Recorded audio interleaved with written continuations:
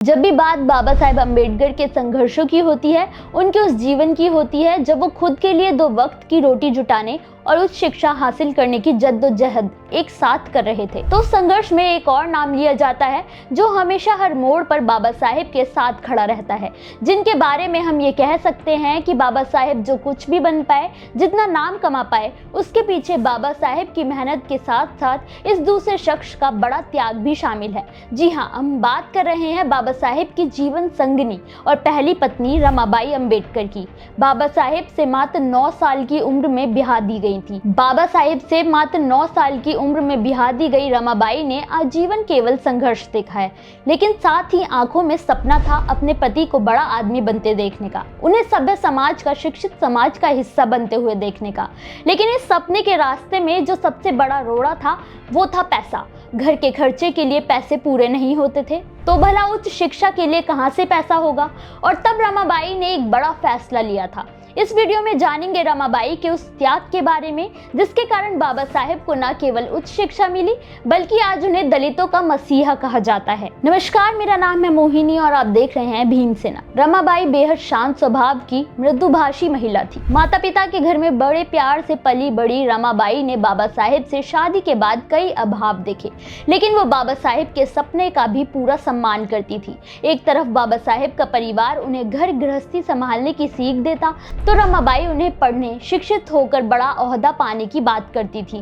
बाबा साहेब ने बॉम्बे विश्वविद्यालय से 1912 में ग्रेजुएशन पूरा किया और बड़ौदा राज्य में सयाजीराव गायकवाड़ तृतीय के यहाँ नौकरी शुरू कर दी।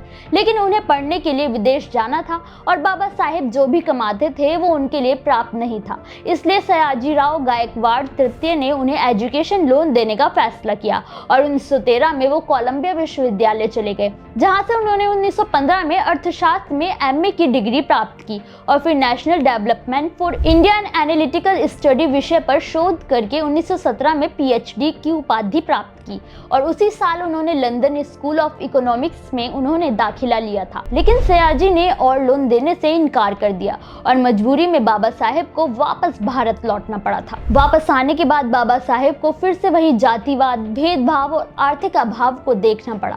उनके परिवार में अक्सर जरूरतों को पूरा करने के लिए चीजों को गिरवी रखकर उधार लेते हुए उन्होंने बचपन से ही देखा था। यहाँ तक कि बाबा साहेब के ना होने पर रमाबाई ने भी कई बार ऐसा किया था, क्योंकि परिवार अभावों में जी रहा था। अभाव के कारण बाबा साहेब के बच्चों की जान चली गई थी, क्योंकि इलाज के लिए पैसे नहीं थे। गरीबी में परिवार चलाना मुश्किल था, तो भला पढ़ाई कहाँ से पूरी होती। बस फिर क्या था, बाबा साहेब की पढ़ाई पूरी करने के लिए रमाबाई ने फैसला किया कि वो अपने गहने साहूकार के पास गिरवी रख देंगी और उन्होंने वही किया।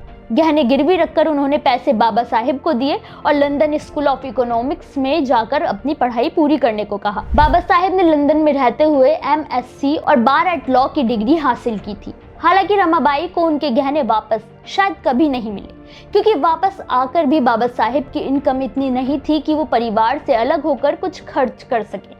लेकिन रमाबाई के त्याग का उन्होंने सम्मान किया। वो चाहते थे कि रमाबाई भी उनके साथ पढ़ें, ताकि उनके समाज में भी महिलाओं की शिक्षा पर जोर दिया जा सके।